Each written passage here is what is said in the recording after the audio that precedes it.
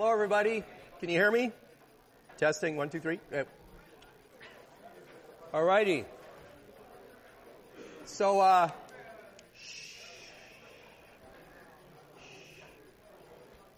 right, everybody, settle down. Sorry about Thursday. I think I was in the process of losing a lung, so fortunately I'm back. So we'll see how this goes. I thought we'd pick up where we left off. If you remember, one of the things we were talking about a week ago today was we were talking about how a thread actually gets started, and we brought up this notion of a thread root stub.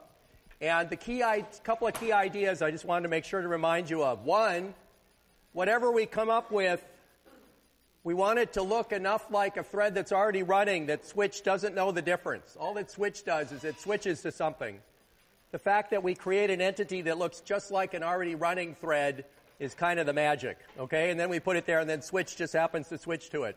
So if you're busy thinking that switch starts the new thread, that's the wrong way to think. What you want to think is switch just switches to a thing that's been set up so that it runs, okay? And among other things, there's kind of like 4 pieces of information that really matter. One is a brand new stack pointer we created.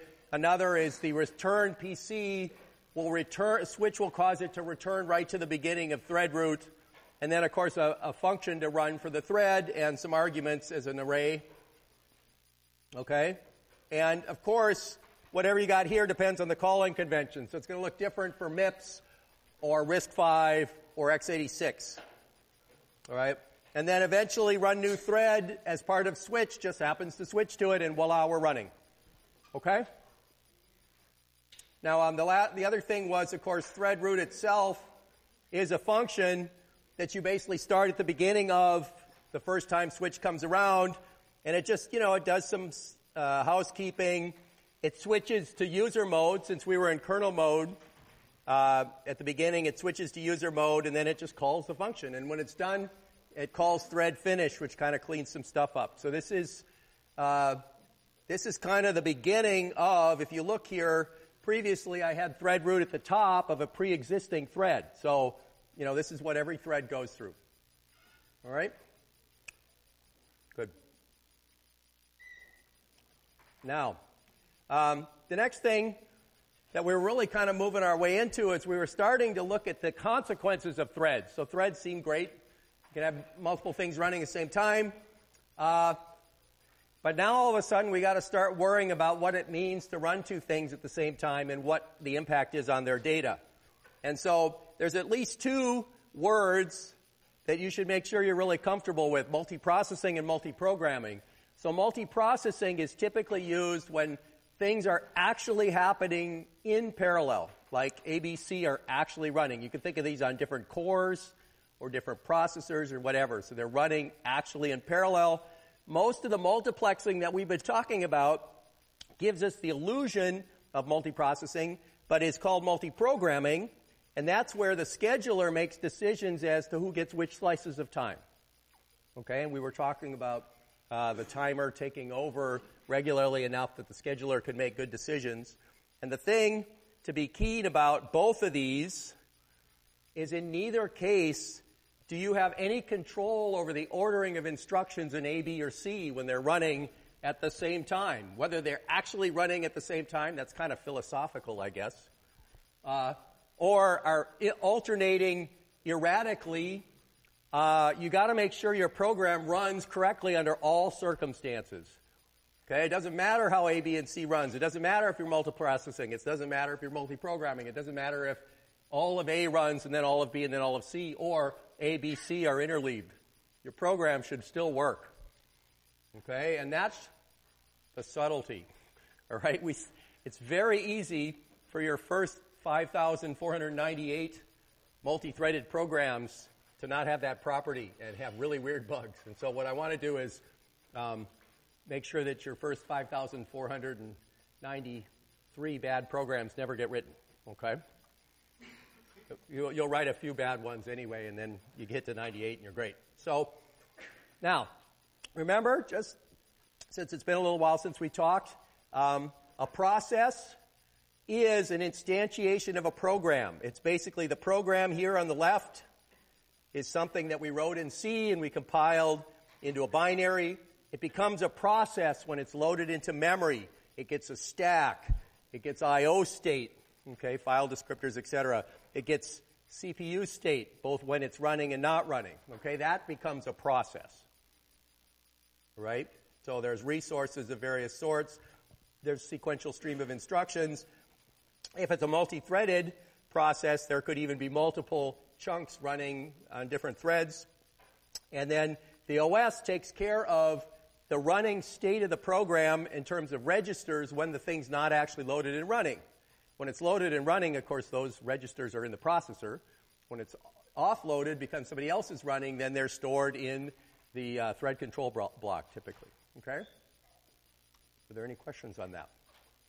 This is all old hat to everybody now for at least a week, right? I did want to mention, of course, that when you have multiple processes in a system, each with multiple threads, you can start talking about, and I only have one CPU, you can start talking about things like, if I want to switch between threads in the same process, that's relatively low overhead because I'm really just unloading some registers and loading some other ones. If I want to switch to a different process, that's more complicated because I not only have to switch the registers, but I've got to switch the protection state. I've got to switch things like file descriptors and so on, okay? Go to a different PCB. More complicated. In protection, if I'm running within the same process, there is no protection. That's the whole point. So these threads share the same memory. They, of course, can screw each other up as well, but they share the same memory. Between different processes, the whole point is it's high memory protection. Okay? How about sharing overhead? This is something you're going to start getting a handle on as we go forward. If you share within the same process, in this scenario, it's medium overhead to share. Now, can somebody tell me why I didn't say low overhead? Two threads, same process, medium-ish cost to share between threads. Yeah. You mean like the red? Very good. See? He read ahead. See? So the issue, very good, is the following. If I share between thread A and thread B, thread A might write to a memory location and thread B can easily read it, except that thread B isn't running until it gets switched in, right? So there's a context switch involved. Okay. If we have more than one core, which everybody does these days except the really low-end ones, some of these overheads are a little different because obviously between the same process it's still extremely low overhead. Between different processes it might actually be kind of a medium overhead switch because you might actually have things already running. Okay? Protection. Okay? Between different processes. Well, it depends on how you set up the state in a multi-core as to what kind of a protection you have. Sharing overhead might actually be extremely low because the thread might already be running. And so you may not have to do a context switch. Okay? And in fact, this really goes forward with hyperthreading, which we briefly mentioned a couple of weeks ago, where each core has more than one thread running in hardware alternating, and then the overheads can be very low. Okay? All right. Good. So, are there questions before I start moving forward now? You guys all looking excited because you're starting your project one. You feel like you're enabled to program. Good. All right. Power to the processor, man. So I do want to do a brief aside here of something that we didn't actually talk about, but I think we're ready for it, which is this idea of kernel versus user mode threads. We have really been talking in this class so far about kernel threads. Okay, these are native threads supported directly by the kernel. The thing doing the switching is the kernel. Okay, every thread can run block independently. So if a thread decides to go off and do disk I/O, that one thread can be put to sleep by the kernel, and all the other threads can keep going. There's no consequences. Okay? The downside of kernel threads is they're potentially a little more expensive than another option, which is user threads. And why are they more expensive? Well, there's always a kernel crossing. You always have to go into the kernel and switch in order to start another thread, which is there's a little bit of complexity. User mode threads might be drawn like this, okay? So the idea here is our kernel thread, which if you remember in PinTOS is a 4K thread control block, right, with a stack and a bunch of chunks in it, could be running when you go into the kernel. There's this kernel thread, but above what happens is the user code has a library it links in and it fakes to the programmer like there's a whole bunch of threads. But as far as the kernel is concerned, there's only one. But the user code takes your code that you've written as a programmer and it chunks it into some pieces, and those pieces are multiplexed by the user library without ever going into the kernel. Those are called user threads or green threads. That was a term that was used a lot. Early versions of Java, the thread packages were entirely green threads. And so when you had different threads going, there literally was only one running at a time, and it was running, the switching was done in user level. Okay? Upside, very cheap, because the user code is switching out registers. You don't even have to go in the kernel for this. Big downside is if any of these many threads up top decide to do I/O and block, you've put the kernel thread to sleep. All right? Nothing runs. Okay? So that's something that people had to work around. And there's one thing called schedule activations, which in some versions of this class we talk about. We probably won't have enough time this term. But somehow, when you go into the kernel and go to sleep, the kernel is wise enough to pass up another kernel thread for you to use. That's a scheduler activation. So really, the thing up top here is your current model for PinTOS, where every user thread has a corresponding kernel thread, and they're matched one for one. Stack up top, stack down below, etc. This is the model you're working with. It's the one we've been mostly talking about. This many to one is kind of the alternative user thread, and then you could have kind of a many to many model where there's several kernel threads and many user threads, and there's an exchange between the two. Okay. Right? Any questions? I don't want to go any further into that, but I just thought I'd mention that. Get that in your back of your brain. Okay? So, by the way, everything is about layering and APIs. So, if you can give a programmer some mental model that's easier to think about, it doesn't really matter what it is for real underneath if you can support it. So, the model that might be very useful, represented on the far right lower corner there, is I can have lots and lots and lots of little tiny dinky threads that do different things for me. And it's up to the system to support it efficiently, and what they do so is with the compiler and the libraries and so on, and some limited number of kernel resources. Is it any different from this model? Well, it's different from a resource usage. It might be a lot cheaper. There might be some I/O consequences if it's not done correctly, but bottom line is you're giving a programmer a model of threading, and it's got certain trade-offs to it that basically are reflected in the implementation underneath. Okay. So, in fact, we can kind of classify operating systems by how many address spaces they had. So the old ones had one. Today we have many. How many threads per address space? The old ones had one. Now we have many. So MS-DOS and early Macintoshes were kind of in the one-to-one category. A lot of embedded OSs maybe don't even have address protection because it's too expensive to build into the hardware, so they have really cheap hardware. Of course, traditional Unix is sort of one thread per address space, and today it's the lower corner. Many address spaces, many threads per address space. So, now, let's get back to where we were. That was a big aside.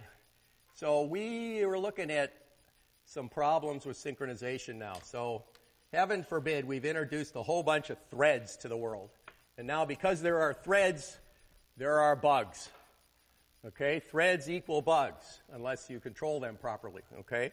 And so the ATM server problem here was you got some really big central resource, and heaven forbid if you were to only handle one complete request at a time, this would be a really wasted central resource. So now we want a multiplex. We want lots of these ATMs talking to the central bank. And we said, how might we do this? And we said, well, the bank server is a big loop. Take a request in, process it. Each processing does something like, what are we doing? Well, we're depositing. Okay, go and do the deposit. The deposit has some properties, get the account, add something to the balance, store the account. And this is, of course, not a good way to build this thing, all right? If you got hired for zillions of dollars by this bank, you'd get fired, okay? Because this is just bad use of resources, one at a time. Now, what we want to do is we want to have many things going on at once. And so, yeah, threads give you overlapped I.O., one thread per request. So the interesting thing here, by the way, is if you look at these two red annotations where may use disk I.O., involve disk I.O., if you were to take a real banking program, there would be many, many, many I.O.s all over the place. And each one of those represent a place where something could get put to sleep for a while the I.O. is happening. And wouldn't it be great if we had enough threads in the system so that when something goes to sleep, there's plenty of other stuff to run? Okay, that's called overlapping computation and I.O. I'm sure you've heard of this in one of the 61s, right? So that would be our goal. And basically, if we have one thread per request and we have many of those going on at once, we're great in the overlapping department. But now suddenly we might be bad in the correctness department. Okay? So what happens here? Well, if we make our requests with threads in them, for instance, we could have many of these deposits going on at once. And so if we were to take a look at this a little carefully, this is kind of where where we left off last time. We kind of have this weird scenario where you get the account balance, and then you switch out, and somebody else gets the account balance, updates it, stores the account balance, and then you come back over here and you add to the account balance and store. And hopefully you can see, regardless of which assembly language we're dealing with, that this is just bad because thread 2 was just completely toasted, right? Whatever it is thread 2 did, we don't know and we don't care anymore because its results were erased. How many people see that? Okay. Does anybody have any questions on that? This is going to be kind of a riff for us because we got to fix this. Yes? Do threads have sequential consistency? Well, what do you mean by sequential consistency? Okay, let's, why don't we hold off on memory consistency models and assume that that's not an issue here. How's that sound? I'll say yes. How's that sound? Sure, for now. Okay. Any other questions on this? So the essential issue here, by the way, if you look, is we have groups of instructions that ought to be unbreakable, right? May the, there's some song about that, right? May the deposit be unbroken, or maybe it was an older song than that. But you see that we would like to make sure that everything between the load and the store is unbreakable. That would be like an atomic chunk. The problem is we've got loads and stores which are in themselves atomic, but we can't make atomic chunks very easily. And so that's going to be the goal for today. Now, by the way, sorry this didn't get animation, but I'm back. Sorry I've been sick for a little while and not in my office hours, but I hope to resume the normal schedule on, say, Thursday at 1. And I'll start this Thursday. And thanks for the well-wishers on Piazza. I appreciate it. You should have formed your groups. If you're not in a group, I'd be panicking a little bit. Okay? It's a good time to stand up and go, ah! Actually, you can do that after class. You should be attending section according to your assignments. I'm pretty sure that Alex has gotten things along to that rate. So you should all know which of the Friday sections you're supposed to be attending. And remember, your TA is your best friend. Okay? Not in a stalker sense. Your TA is your best friend in the sense that they should know how you're doing in the class. And so it's very important to go to your section. Okay? We have brief weekly quizzes that are up on CalCentral, or on, we told you where they were. I'm blanking right now. Where is it? Oh, yes. So, make sure to do those. They help us know what's going on. They're very simple little questions just to give us an idea of what people are having trouble with. And then the last thing I wanted to mention is that midterm 1 is coming up Thursday, 2/27. So, any questions? Welcome back, Kubi, right? Okay, so, are we ready? Aye, aye, Captain, sir, Captain. Okay. So, to understand a concurrent program, we need to know what the underlying indivisible operations are, all right? And so, these are what we're going to call atomic operations, which is an operation that either runs to completion or not at all. There's no halfway point.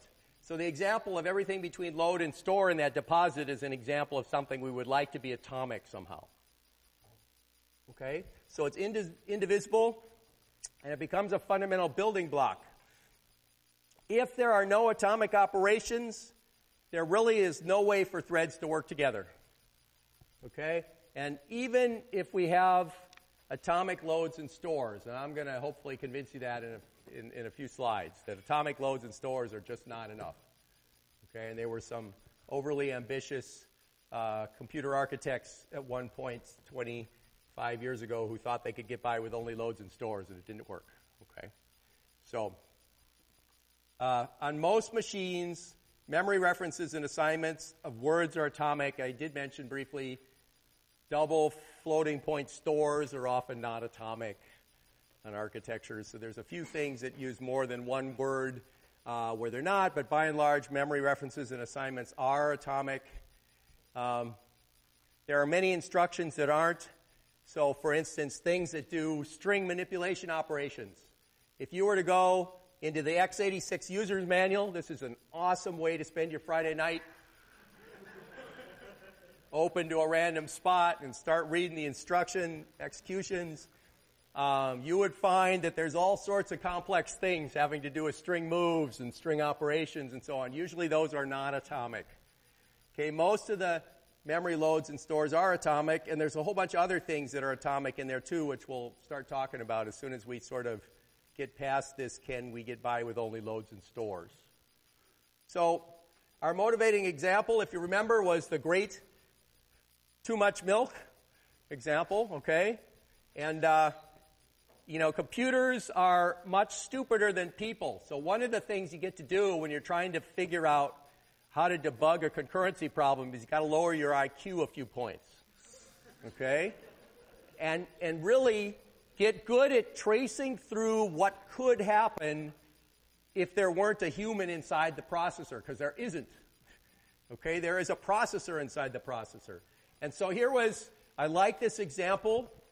Okay, so you got two people, they live together, they love milk.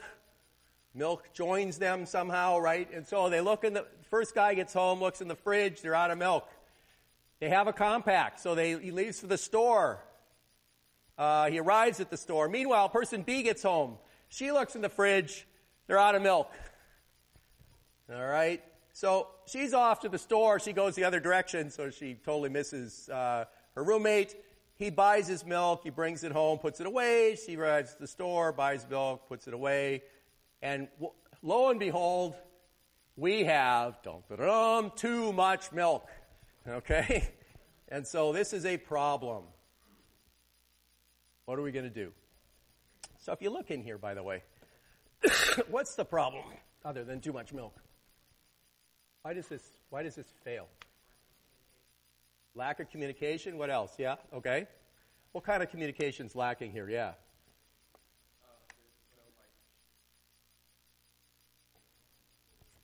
Well, there is the shared refrigerator. So that's like a common variable, right? But there's no protocol to avoid overlap here somehow, right? So that's an interesting problem. And somewhere buried in here is actually what we're going to start calling a critical section, which is the check for milk being out, buy milk, is like a critical section, but it's unprotected in the way we've written this code. Okay, well, we haven't really written code. We've sort of talked about a story here. So we have some definitions. So one is synchronization, is the process of using atomic operations basically to ensure cooperation between threads. So for now, only loads and stores are atomic.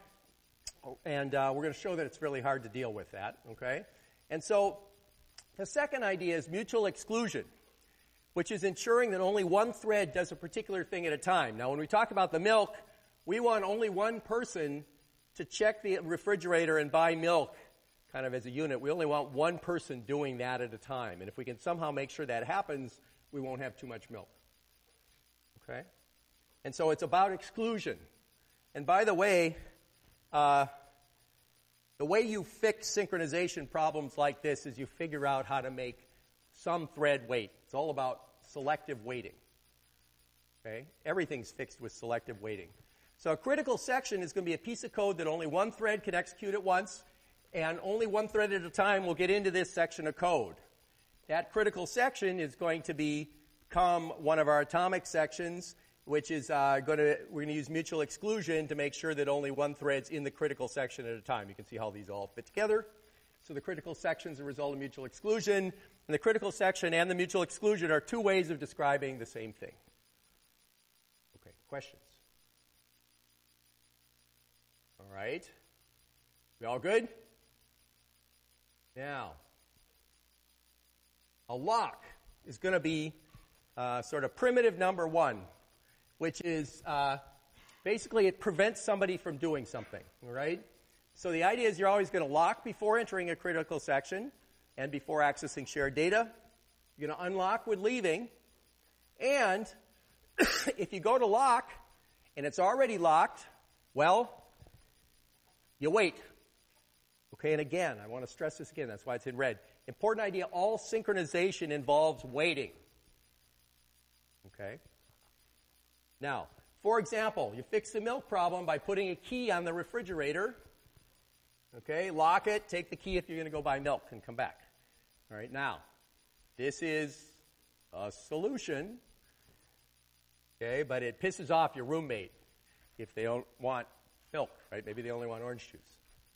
All right, so maybe we can be a little less drastic. And besides, what does a key really mean? I mean, that doesn't mean anything computer-wise, right? That's a physical thing. Okay, so what are some properties? Okay, you need to be very careful about the correctness of current programs, because if you don't, things are non-deterministic and you're not going to be able to debug it. So the impulse is to basically code first, ask questions later. Just don't do it, okay? I have lots of experience with this, which is pulling hair out as a result, okay? That's why I wear a hat. Now, instead, think first, code second. Now, always write your behavior down. This is only going to take a few scribbles on a piece of paper, sitting in a cafe drinking wonderful coffee with the rest of your group mates, which you always do at least once a week, right? I hear some laughing, which makes me nervous. Doesn't have to be coffee. It could be something stronger or weaker or whatever. But what are the correctness properties here for too much milk problem here, right? Never more than one person buys, and someone buys if needed. If we violate these two correctness properties, we don't have a valid solution. Okay? And we're going to restrict ourselves to only using atomic load and store operations as building blocks. So, how do we do it? Well, here's our first solution. We're going to use a note. Okay, so the note is avoid buying too much milk, and it's like sort of a lock, because when the note's put on the refrigerator, it's like there's a lock there, and when you take the note off, it's gone. Okay? And you leave a note before buying, you remove the note after buying, and if there's a note, don't buy. Wait. Okay? And this seems so simple that it's the first thing you'll try. Right? So if there's no milk, if there's no note, leave a note, buy some milk, remove the note. Seems good, right? How many people think this seems like a good solution? Good? A couple of you? Everybody else is saying, well, he's got it called number one, so it must not be a good solution. So what could go wrong here? So suppose the computer tries this. Now remember, you got to lower your IQ a little bit. Okay, so thread A does the if no milk part, And then we context switch, and thread B does the if no milk, if no note, and then we switch back to thread A. Now notice, first of all, do you see this back and forth switching I did here? This is an example of what I like to call the malicious scheduler property. Okay, you got to assume that the scheduler is going to find the worst possible sequence for your code and screw you up. Okay, and furthermore, there's a couple of corollaries. One is going to happen at 2:30 in the morning. All right, and after you've been up for the previous 24 hours. Okay, so there's some other constraints on that. But notice, if we do this back and forth, look what happens. Thread B's already got past the if no milk, if no note part, and then A gets to leave the note. So at that point, B is already committed to going and buying the milk, and A is going to go buy the milk. Right? And so, voila, we have too much milk. Okay, so these solutions are a little more subtle than you might think. All right, especially when we're trying to do this with only loads and stores. Now, do there any questions on the problem here? I mean, it certainly looks obvious once I show it to you, but this is probably not something you've thought through before, except maybe in section. Questions? Oh, come on, somebody ask a question. Yeah.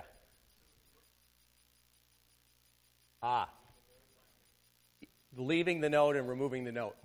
So leaving the note might be note equal 1, and removing the note might be note equal 0. Good. What else?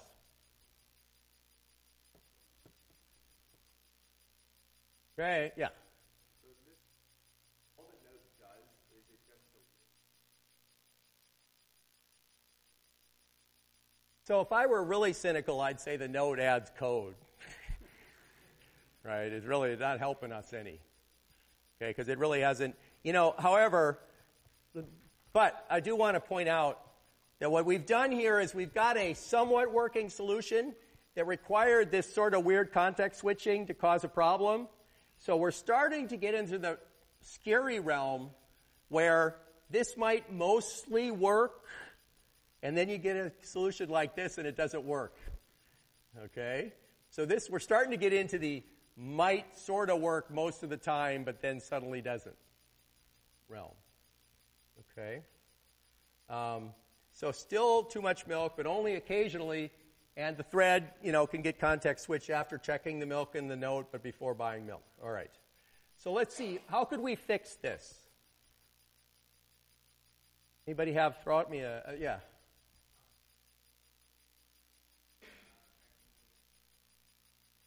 Let's do that. So this, by the way, this makes the problem worse because it's an intermittent failure. So let's try putting the node first. How much you meant? Good. I paid him for that. What about this? Huh? That's worse than it can generate adversarial orderings, yes.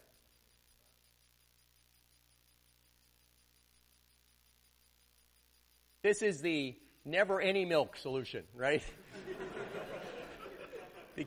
Because you leave the note, and then you say, well, if there's no note, I'll go buy milk. But wait, there is a note. And so then you remove the note. Does everybody see that? Remember, you got to lower your IQ. Okay. So what happens here? Well, with a human, probably nothing. But in a computer, it's a problem. This is the no one ever buys milk. Okay. So let's suppose that it's the one note problem. Maybe we want a note for every roommate. Okay? They've got those rainbow packs of Post-it notes, and everybody gets a different color. Okay? I'll claim blue. All right? So how about labeled notes? Now we leave a note before checking like this. So thread A says, well, leave note A, and if no note B, do it. And thread B says, leave note B, if no note A. Okay? Now we don't have that weird blocking problem, right? Because we're leaving a note, but we're checking our roommate's note color. Yes? Oh, okay, you're thinking. All right, thinking's good. Yes? What if, accidentally come Good. Good. You've successfully lowered your IQ. So does this work? Unfortunately, no. It's possible for both people to leave notes, switch, and then come back and notice that there are notes and nobody buys, right? Good. So, by the way, I'm assuming you can restore it afterwards, so that's not a dig. So context switches at exactly the wrong time leads to each other one thinking the other's going to buy. This is really insidious because it's extremely unlikely it would happen, but it would happen again at 2:30 in the morning after you've been up for 24 hours, okay? It's going to happen at the worst possible time.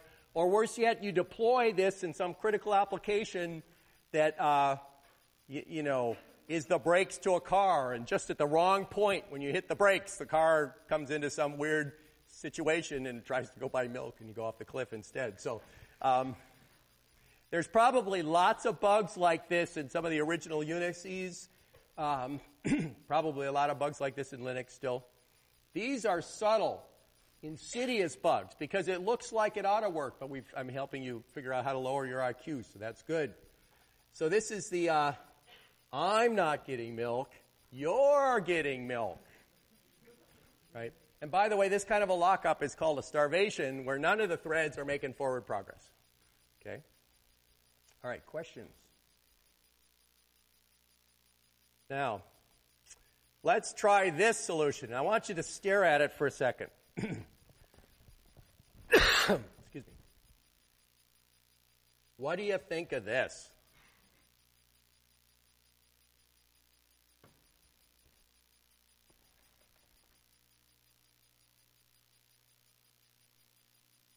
Yes. It can still come. Okay, why? Because try to A, leave the node, and then switch B. Uh-huh. And then thread A, check. Also check C. Well, notice, however, we got something different here, right? A is different from B. Does everybody know? How many people noticed that A and B were different? Not symmetrical. Okay?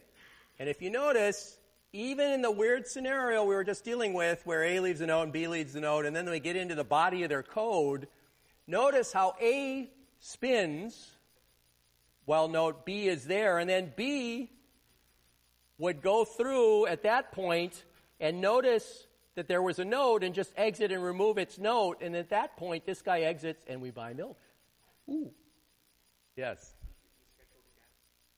Well, it could, except that note that if B gets scheduled again, as long as I'm in here, B is never going to buy any milk.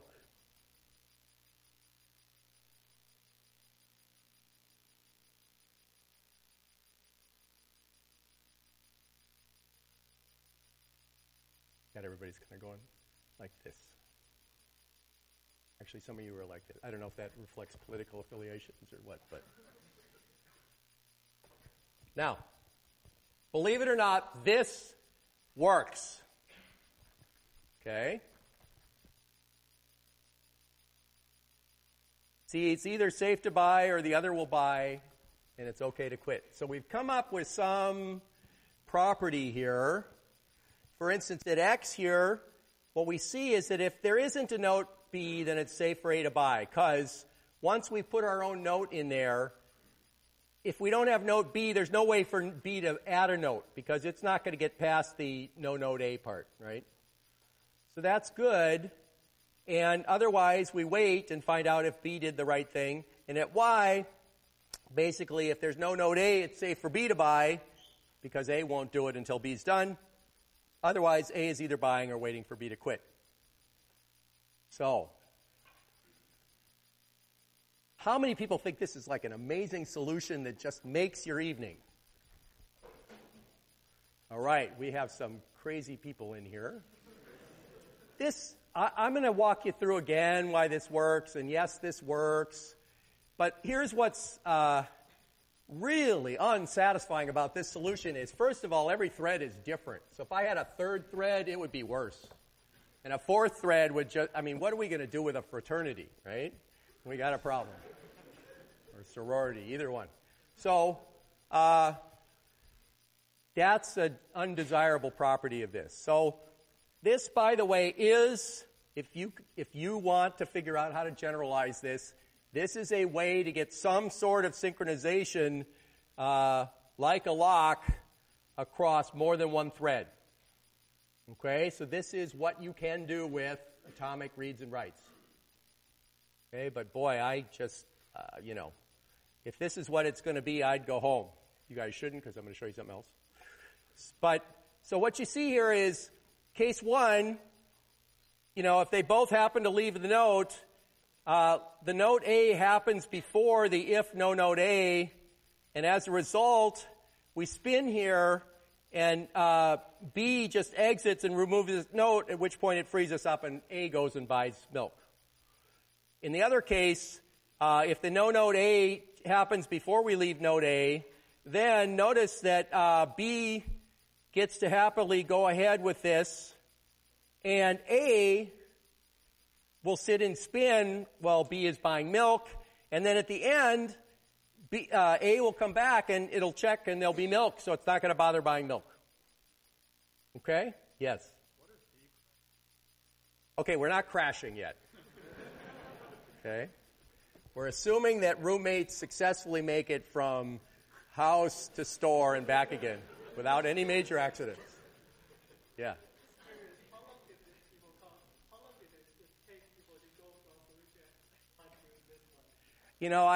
This has been around for a long time, so I can't comment on how long it took people to figure out. Okay. All right. So our solution, by the way, we can start to see, despite the craziness of all of this, some of the properties we're really looking for. So one, do you see the critical section buried in there? The critical section is really this thing, if no milk, buy milk. And we would like to have an exclusionary property so that only one roommate does the if no milk, buy milk part at a time. Right? That would be our goal. It's just we've come about it in the wrong way so far. So it's really unsatisfactory. It's complex, even for this simple example. Can you imagine you're writing the flight systems for, a nuclear sub? Don't think about that too much. The reactor control system. And basically, you got to do this. You're not going to get it right. So A's code would be different from B, would be different from C and D. And while A is waiting, this is another subtle problem. Notice that B has fundamentally waiting and spinning mode as part of this. Or A does. It spins and waits for B. This is called spin waiting or busy waiting. Okay? This is BAD. Bad. Okay? It's bad in the sense that if you ever have a solution where there can be a significant amount of spinning and wasting CPU, that's considered a bad solution. You lose points on a test, for instance. You lose points in the real world because you're wasting CPU time. What we'd really like is we'd like a solution where waiting did not correspond to wasting of CPU, but it corresponded to something more intelligent, like you got put on a sleep queue, okay, and somebody else could run. That would be a much better idea. All right, so that's another kind of bad property. Here's a better way. What if, instead of only loads and stores, what we do is we're going to add hardware primitives that are more intelligent than atomic load and store, okay? And then we're going to build higher-level programming abstractions on top of this hardware support. So that's going to be our goal. Okay, so how many people are willing to say only loads and stores are insufficient for complex multi-threaded programming? Okay. How many people want to stick with only loads and stores for complex multi-threaded programming? Okay, we have, yes. All right, good. So here's solution number 4. Suppose we have a lock. Then we might have two operations, lock.acquire and lock.release. Lock.acquire says wait until lock is free and then grab it, and lock.release unlocks, waking up anybody waiting. And these must be atomic. So if two threads are both try to acquire simultaneously, what will happen is only one of them will successfully acquire. And if you have 1,000 people all trying to acquire, only one will get it. But when that one goes to release, only one other thread will be allowed to acquire. Okay, so that's our properties we're looking for. So it's like a gate. Okay, only one is allowed through the acquire-release pair at a time. Of course, I haven't told you how to build something like this, but that seems like a goal. And here, voila. Look at how cool that code is, all right? This works for a sorority. Okay? It works for a fraternity. It works for a large apartment complex. Why? Because every person gets the same code. You start with trying to acquire the lock. If you get through the acquire, what you know is you are the exclusive thread that has made it through that acquire. So there's only one of you running. And therefore, the fact that only one runs the if no milk, buy milk, means that there won't be any duplication. And everybody will run it, somebody will run it correctly. And then, when you release, what happens at that point is all the others who might have been waiting on the acquire will wake up one at a time, and they'll all find that there's already milk, and they'll go through and release, and one at a time, everybody will now be freed up and will be good to go. Okay? All right, and the part between acquire and release is called a critical section. All right, let's pause for a second. What do you think? Yes?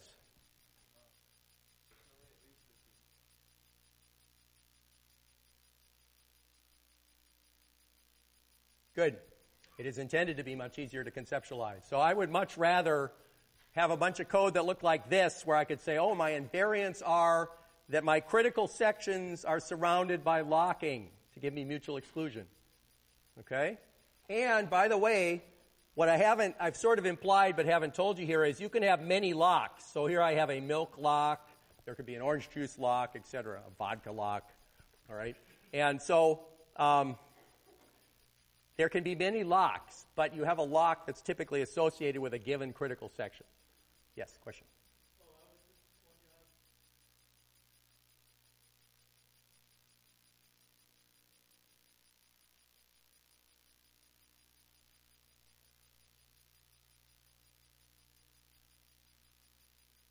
So I think right now we don't know enough to start analyzing how fast this is, because there's a lot of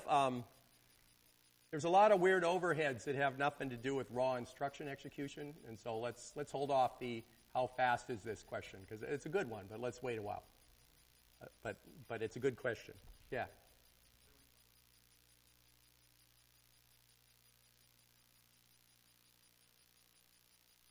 Good question. Is it just first in, first out? Not always. Okay, so you can schedule locks in lots of ways. FIFO is kind of what you're talking about, but you could do last in, first out. Random is also a common one.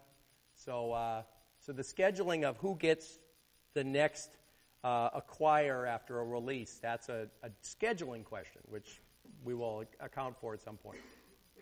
But right now, from a correctness standpoint, let me point out that the question you asked about what order doesn't affect the correctness of our solution. It might reflect how pissed off some roommate is because they waited longer. Okay? Yes? You can ask a non-correctness question. So, I don't think light is required from hardware primitive, though.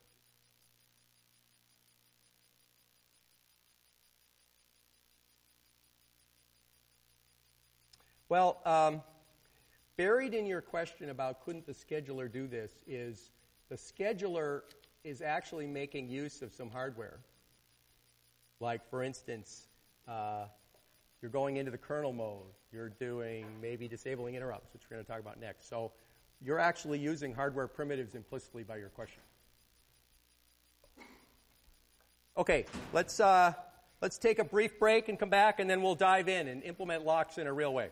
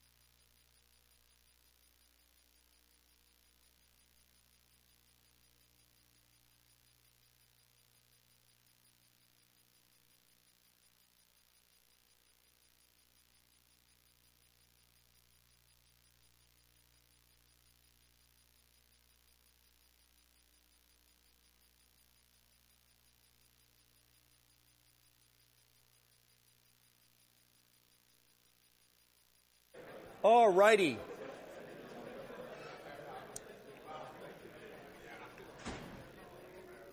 Let's push forward on some of these ideas. So where are we going with synchronization? So first of all, we've been trying to do synchronization with loads and stores, and let's see if we can do something better. So we're going to look at some hardware options like interrupt disabling, test and sets, compare and swaps, etc. And then out of that, we're going to build things like locks and semaphores and monitors and send receive queues and so on. And then, hopefully, the goal is the green, which is by the time we're done, you have a good sense on what a likely to be correct synchronization pattern is, having done several of them, so that you're more likely to write code that's insensitive to scheduler ordering, no matter how that malicious scheduler tries to get you. Okay? Because you're not going to write something that's bad. That's our goal.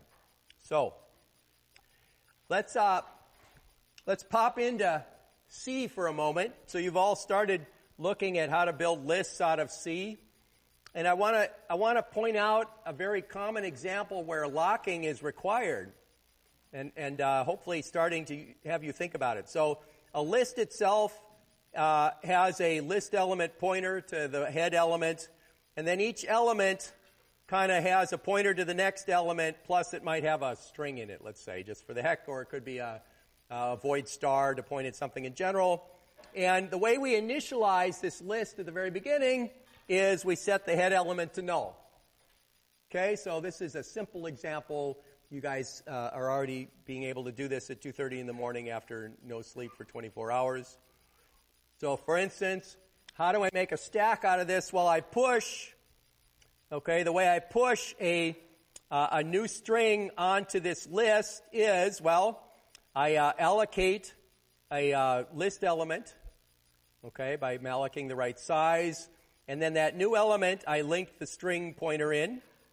Okay, so now new element is a chunk on the stack, and so all I do is this very simple pattern. I say, well, take my new element, point it at the old head, and now the head of the list is the new element. And I've just pushed it on. Okay, very simple pattern of basically taking a linked list and inserting a new guy at the beginning. Okay, and how do I pop off of this? Well, that's a tiny bit more tricky. The top element, I find list head. If there isn't a top element, I return null because there was nothing on there. Otherwise, I basically say that, well, my top value is the string of that top value, and I set the head to the next element. And I've just popped something off. So here we got a stack now, push and pop. All right? Isn't C wonderful? Pointers are like so fun. Memory, by the way, just so you know, memory manipulation, explicit memory manipulation, as you see in C, is something that takes a little getting used to. So it's okay if you're still struggling a bit with this, but the more you practice, the easier it gets. But can anybody see how this could go really badly if there are many threads pushing and popping at the same time? Okay, I hope you can see that. Because, for instance, if multiple things are trying to push at the same time, we get in here and we might start getting interleavings of trying to insert something at the beginning of the list. And what's going to happen is if multiple people are inserting at the beginning of the list at the same time, you're going to start losing elements because they're just not going to be, they're just going to get lost, okay? Because somebody thinks they've got the new head of the list and they're about to write it, but they get overwritten by somebody else, and so now their brand new element's lost. Okay, and the same with popping. You can end up with null pointer exceptions and all sorts of stuff. Okay, so can anybody see where we might want to start inserting critical sections?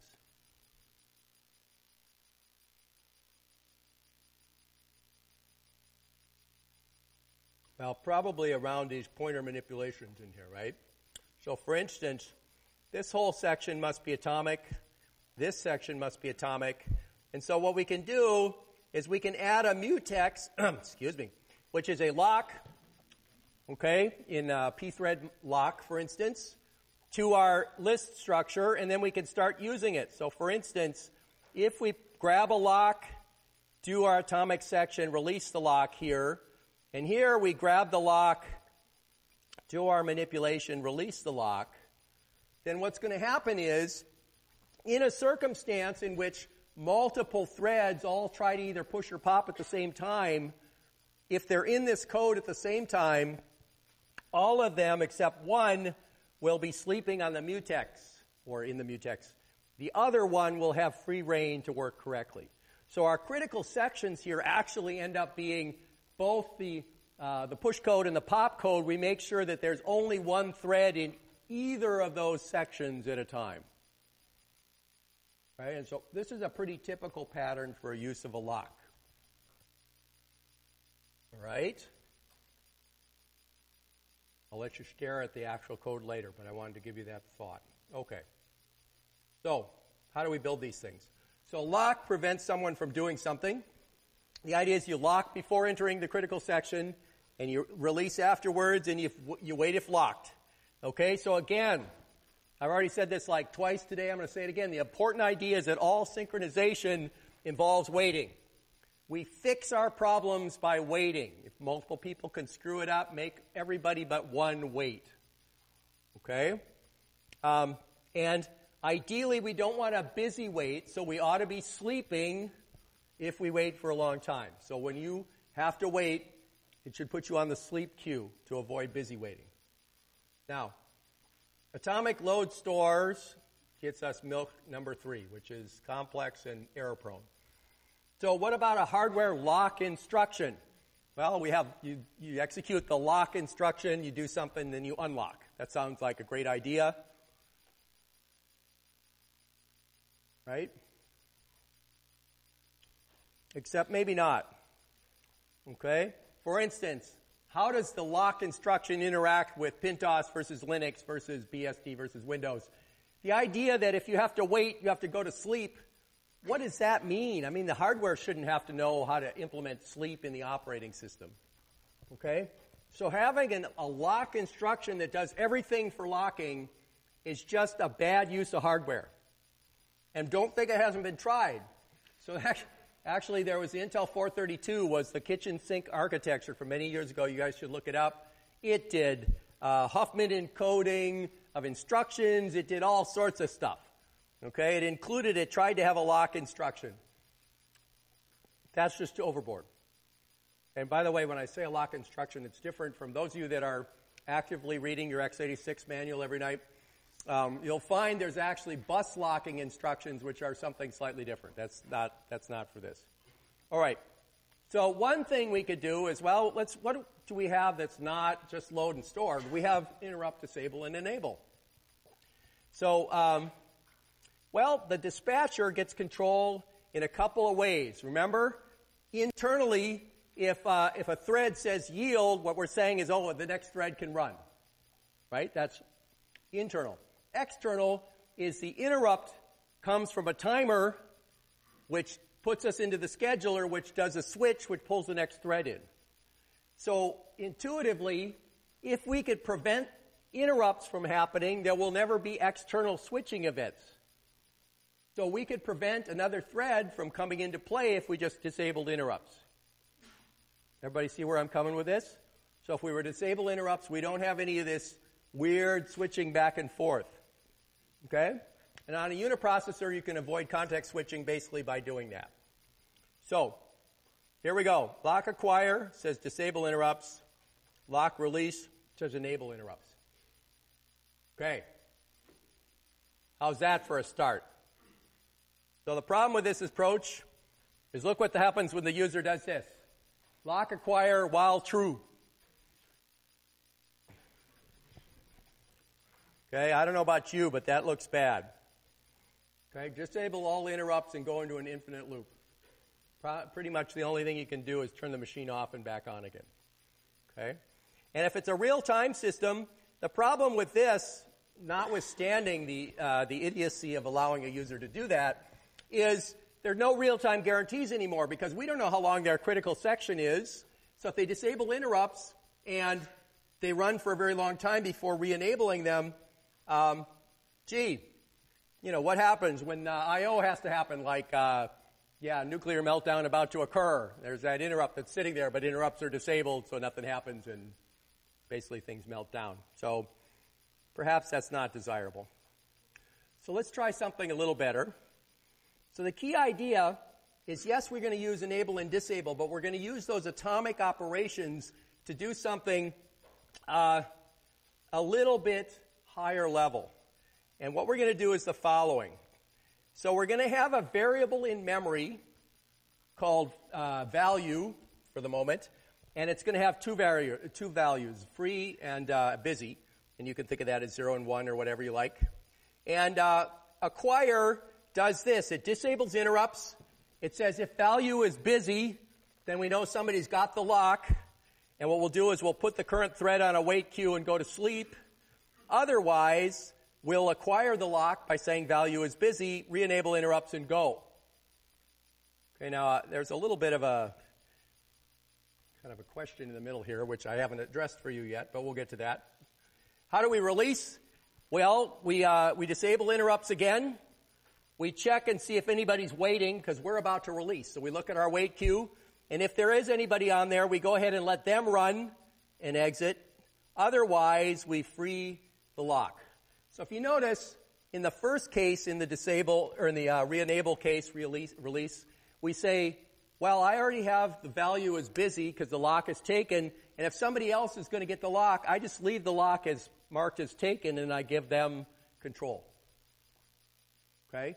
Otherwise, if nobody's waiting, then I release it by setting value free, and the key idea here, the key idea for the lock, is, if you notice, because we're disabling and re-enabling interrupts, we know that what we do in the middle there isn't going to get interrupted with different threads. Okay? Different threads can't get in there and screw up when I'm checking whether there's somebody on the wait queue or not. Okay? Now, why is this better than disabling interrupts for acquiring the lock? What's different here? Yeah.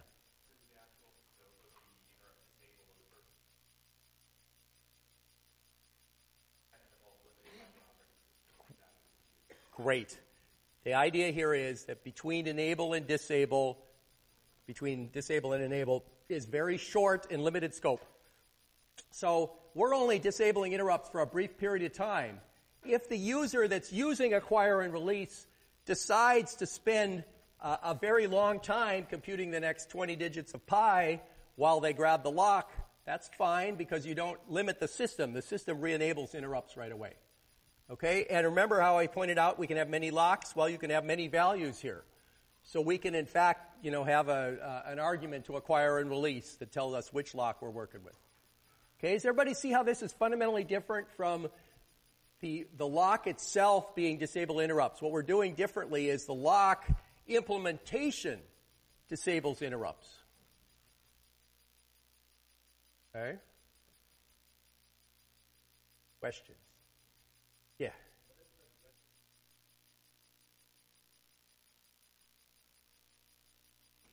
Yeah, so if threads die, that's a different story. So nothing's dying so far.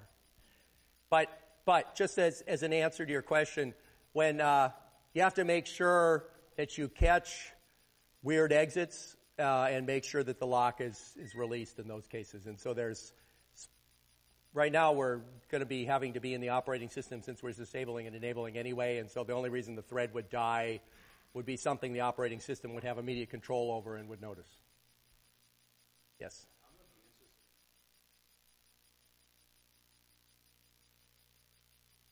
Well, I didn't tell you how that works. In fact, it says enable interrupts, ? Let's see what we can do about that. That's a good lead-in to what we need to talk about next. So, why do we need to disable interrupts at all? And this is avoiding interruption between checking and setting of the lock value, because otherwise we're trying to implement a consistent lock value.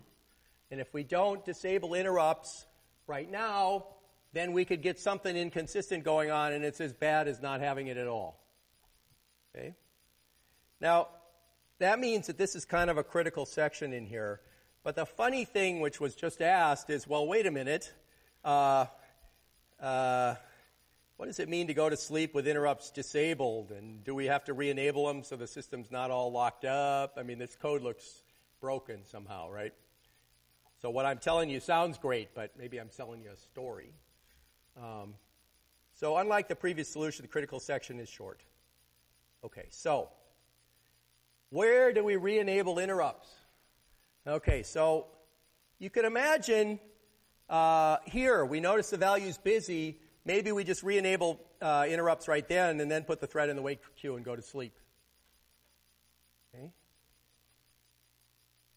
course, the problem with that is we might re-enable interrupts and then immediately we switch to the other thread and somebody releases, okay, and it goes to check and says there's nobody on the wait queue, doesn't wake anybody up, but we go to sleep anyway when we come back.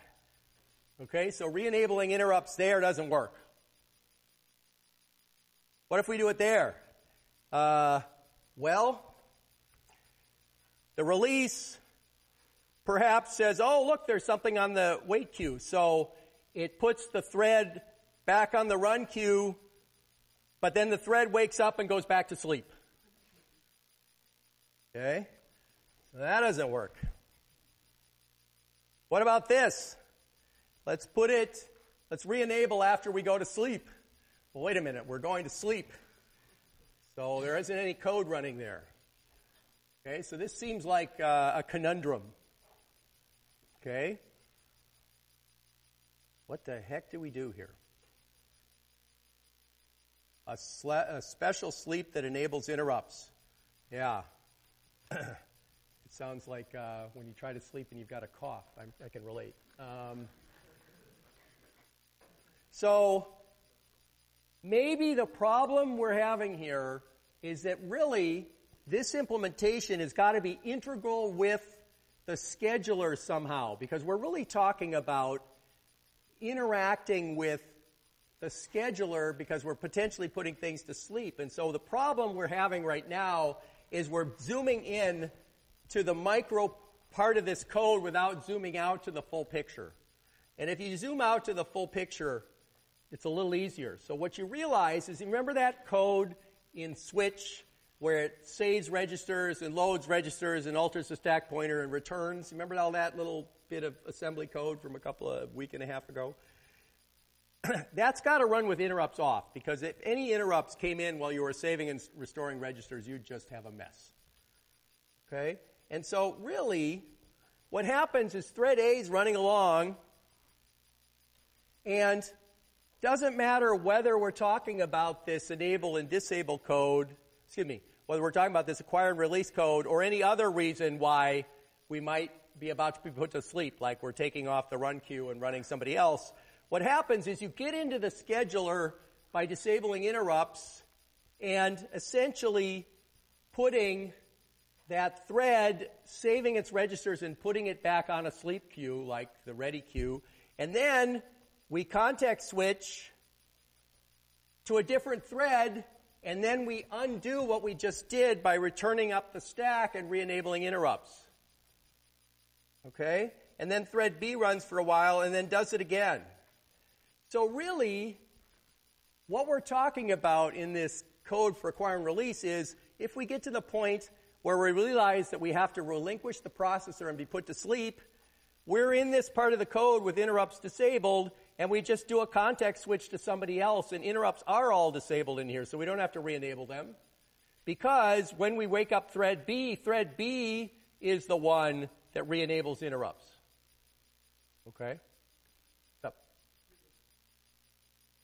Oh, okay. All right? Questions?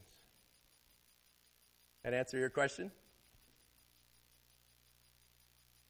So the real answer, by the way, to go back to here, is we're actually going to sleep, switching to the other thread, and then it comes out and re-enables interrupts as part of waking up.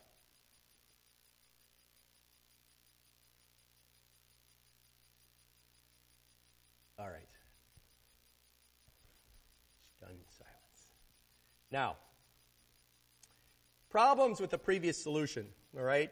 So you need to talk a little bit at the end of class or what? Okay, give me another 5 minutes or so. Okay, good. So can't give this lock implementation to users because it still has enable and disable in it. So if you think about this, as great as this solution might be, I can't give a user the ability to run the disable interrupt instruction because that's just not a good idea. Okay? And so that's a problem. The other problem is this doesn't work on a multiprocessor. Okay? Because disabling interrupts on all processors is complicated. It requires special messages and so on. So the alternative is not enable and disable of interrupts. Let's leave that for the operating system, but rather what are called atomic instruction sequences. So these instructions read a value, write the new value atomically. Hardware is responsible for implementing this correctly on both uniprocessors at user level and multiprocessors. And unlike disabling interrupts, we can use this both for uniprocessors and multiprocessor. So that previous solution I gave you is a start, but it isn't. It's a way to start thinking about it. And you could use it in the kernel, but nowhere else. So we have a lot of these instructions. For instance, the most common one's called test and set. And what I've done here is I've given you this like pseudocode, but what a test and set is it takes an address and it says, take the result of what's in that memory address, set it to 1, and return the result. So you think of this as, here's a memory location, grab what's there, put a 1. Okay, ready? We'll do that again. Here's the memory location, grab what's there, put a 1. Okay, all together now, ready?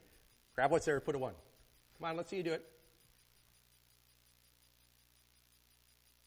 Now, surprisingly, that's enough. That's an atomic sequence. It's a read, modify, write. That's enough to build all sorts of locks with. Okay? Swap says, take what's there, put this here. Okay? That's another similar thing. Compare and swap is a little more interesting.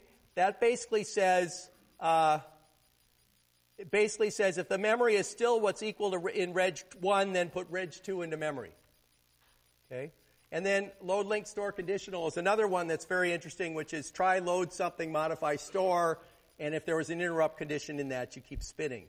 These are all combinations typically of reads and writes that are together as an atomic unit provided by the processor, and as a result, you can build locks with them. Okay, so what we were missing when all we had was loads and stores was we had no way to bind loads and stores together, and so we got those really complicated, messy solutions, okay, like number 3. And so instead, if all our hardware has to do is give us one of these types of instructions, most of them give multiple ones, and that will be enough to build something. Now, if you bear with me for a second, let's look, for instance, compare and swap. Basically says that if register 1 has what was still in the memory, or what's in the memory is what was in register 1, then write register 2 to memory and return success, otherwise return failure. And what's cool about this is, remember our little C linked list example we had before? We can do this without any locks. Okay? What we do is we can have as many threads as we want, execute, add to queue, and what it does is it loads the head of the list, stores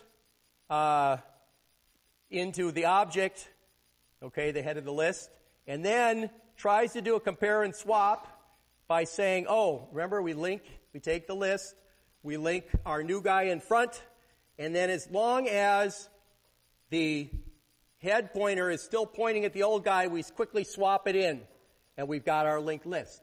And the moment anybody comes in there and tries to mess us up, the compare and swap will fail, and we do it over and over again. This is something you can take a look at offline, but what's cool about this is I have no locks in here, and here's our original linked list, and what happens is we take our new linked list, we link to the old head, that's what we did right here, and then we say, look, as long as the root is still pointing at this guy, point the root there. All atomically. And the only time it fails is if multiple things are happening simultaneously, and we just go in a loop over and over again. And now pretty much everybody gets to add at as high speed as possible. Okay, now this is the kind of solution that's pretty cool when you got these kind of locks. It's pretty weird the first time you see it, so it's okay if you're kind of being a little blown away by this, but take a look at it afterwards. I encourage you to stare at it, okay?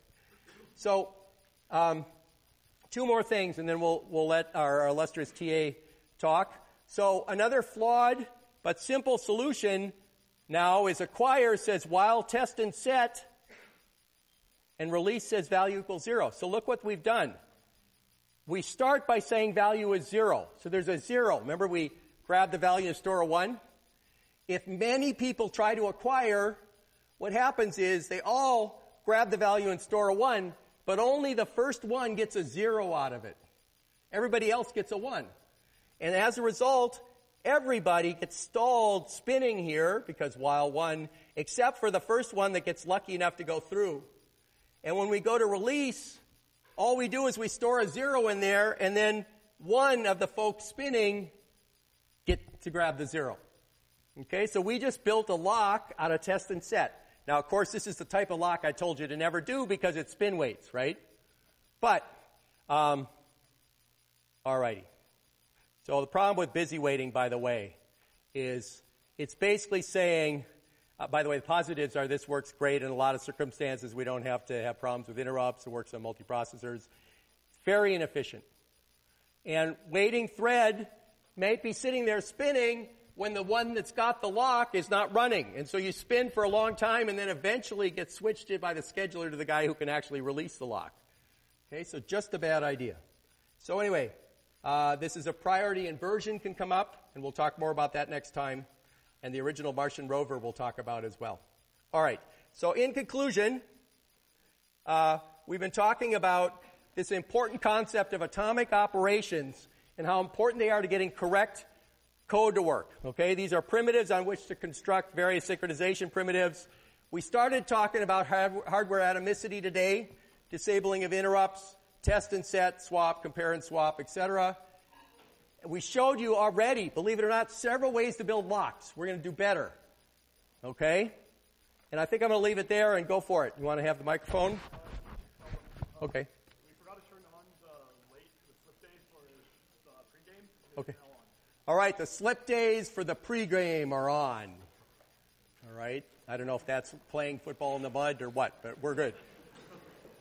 All right, I'll see you guys on Thursday.